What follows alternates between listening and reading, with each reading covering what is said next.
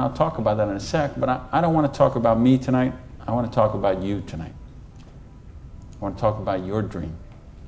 And I mean the big dreams, the bold, daring, imaginative ones you had. The ones you had when you were 15 years old and 18 years old, 20 years old.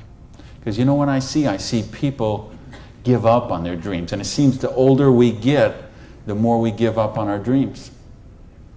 And you know, talk to any kid who's 15 years old and they know they're going to have a great car when they grow up and a great house and a great job and a wonderful spouse, and they're going to be rich and they're going to be successful and they're going to be an astronaut or a football star or a rock star or whatever, right? There's no limits to what they can dream. And what happens along the way? They get out, they go to school, they get out as 22, 23 years old, all of a sudden they take a job they don't really want. It's not their dream job, but they figure it'll do for right now. And then maybe they find out about another job, and that's not their dream job, but it's a little more money than the last one.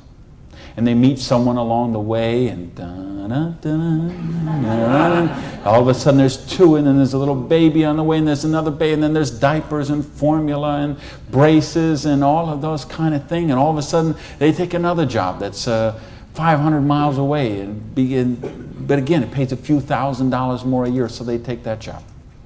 And all of a sudden you're 35 years old, you're 45 years old, you're 55 years old, and you forgot about your dreams. That's what tonight is about. I know you heard it's a business opportunity. Nah, it's a dream opportunity. How to get your dreams back. I notice this because I like sports cars. Some of you all know me. You know, I got a car thing going on. And it's funny, I'll be sitting at the light in one of my Vipers, let's say, and some car will pull up next, and there'll be a guy driving there, and he's got his 2-3 kids in there in the back, and they'll roll down the window, "Hey, Mr. Viper, man, cool car, man, and, you know, rev the engine up. I can't wait. When I grow up, I'm going to get a Viper." And kids say that to me all the time. "I grow up, I'm going to get a Viper." Now, Dad doesn't say that. He's just sitting there behind the wheel, because see, Dad's already grown up.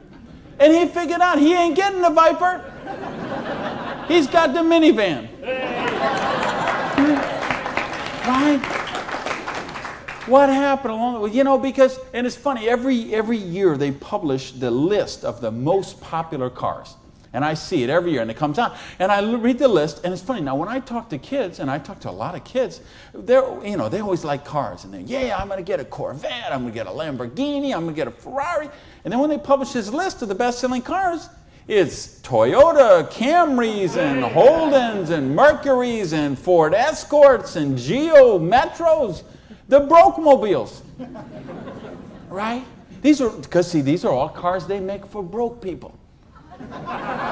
You see that? Like the Holdens you got here. Right? And the Toyotas we got there, and the Chevys we got there, and the Buicks we got there. They make those things for broke people.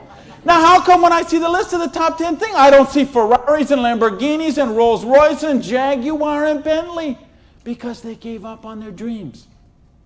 They said, well, this is the car we got. There's room for the car seat in the back, and we can afford the payments. And they settle for a car. And they settle for a house. And they settle for a job. And they settle for a life of quiet desperation. When they could be living a life of joy, challenge, growth, adventure. Opportunity. Make this note. Seize it quickly. Opportunity. Spring is not a guarantee that you're going to have a harvest, but it's the opportunity to plant one. Opportunity. It's not a guarantee that things are going to go well and you will accumulate what you need, but it is an opportunity to do so. Springtime is opportunity.